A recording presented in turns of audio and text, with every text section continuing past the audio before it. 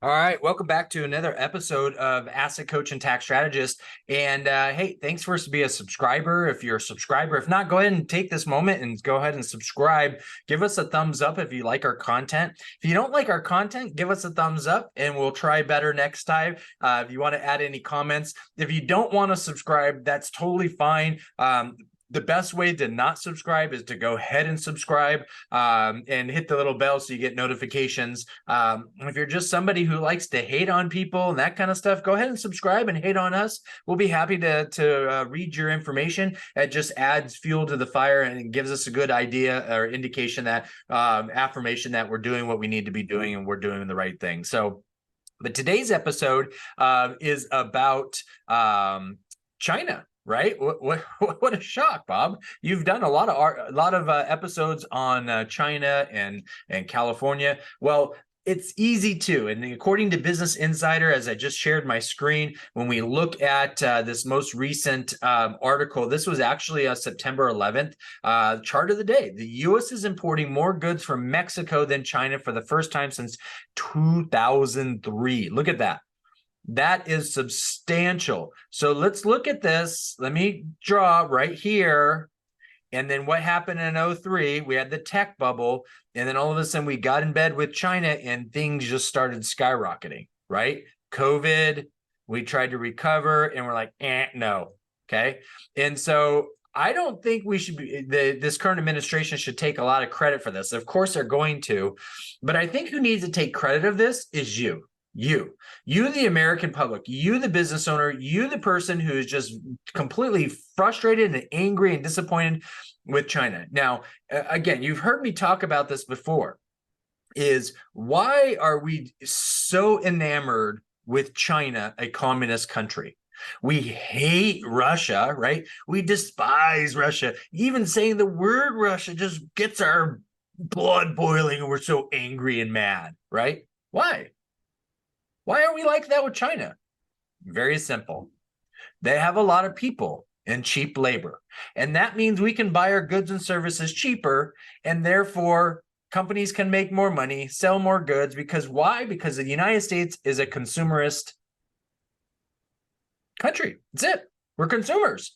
And that's the only reason why China is the second largest economy. Only reason why. Because in the 80s, who was the second largest economy? Japan. Why? Because we bought their stuff. Now we still buy their stuff. Japan's still a very strong economy, a great ally. But it's what has changed. Us consume, right? Inflation causes things to be more expensive. If you look at the core of inflation, if you don't know what that is, go ahead and look at some of our episodes. And so when we look at this, I think this is fantastic. Why is this fantastic? Because it's great. It helps the Mexican economy.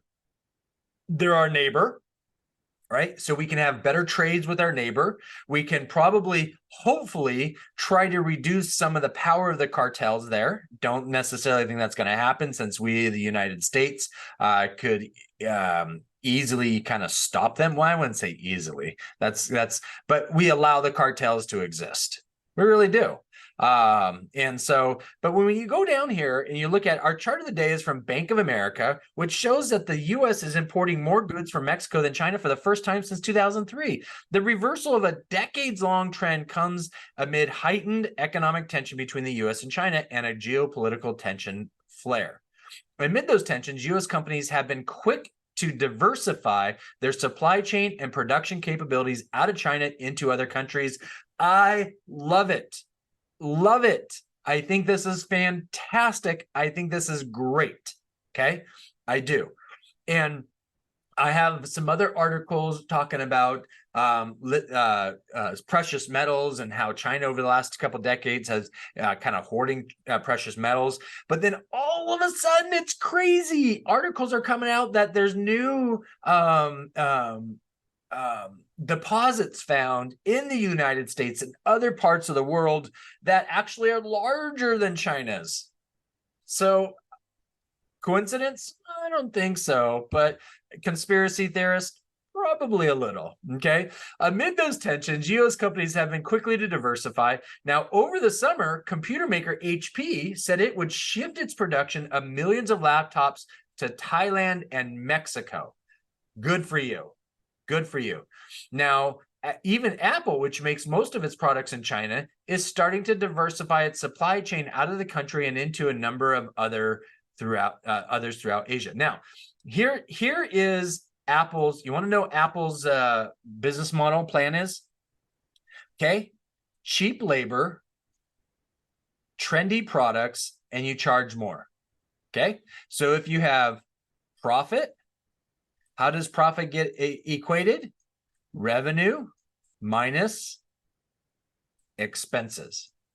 So if you keep your expenses low, meaning humans, the cost of production, you increase your revenue, what happens? Your profit increases. There you go. That's Apple's modus operandi.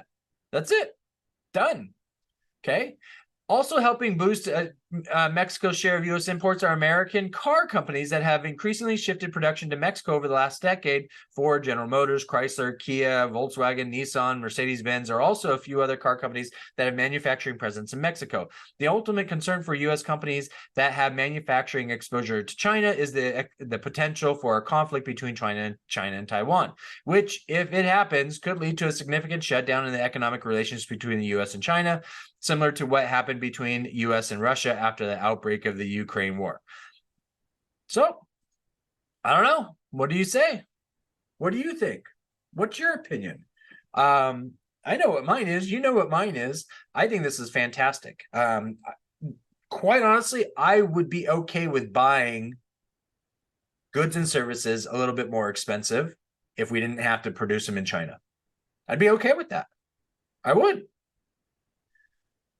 Most would probably say that you're crazy, but I don't know. How can you be allies with somebody you don't trust? I don't know how we ever trusted them. They play the long game. Good for them. But at the end of the day, they're only where they're at because of us. And now we're seeing that. Go check out some of our other episodes on some other things about their economy. I have probably another 15 to 20 articles talking about China and their economy and how or what they're going to do. I don't know. And you want to talk about de-dollarization? There's actually talk right now with our defense, joint defense, saying that China is actually ramping up to start a war with us. We've been in a war, just haven't been shooting guns, but we've been in a war with them, right? So, but anyways, hopefully this was helpful. What do you do as a business owner? You keep going on. You keep doing what you need to do, and just keep focusing on your business. You keep focusing on how to grow your business.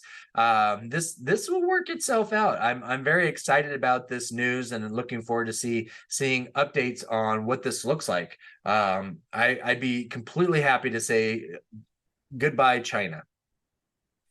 That's my thoughts, my opinion. So my channel. All right. Thanks so much for joining us. Take care. Bye-bye.